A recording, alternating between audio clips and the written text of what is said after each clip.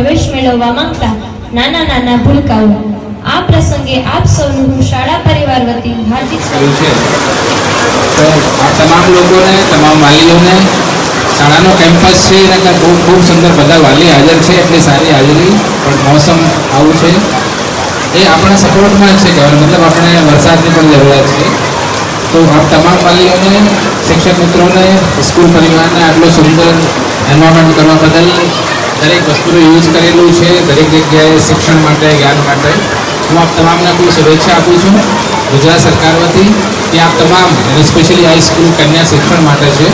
તો જે પ્રમાણે આપણે જોયું કે મેરિટોરિયસ બધી સ્કીમ છે, તો દરેક ગર્લ ચાઇલ્ડ એજ્યુકેશન માટે, કન્યાઓ માટે સરકાર ખૂબ જ કે દરેક નવામાં આગળ પ્રોત્સાહન થાય એવું કરશો.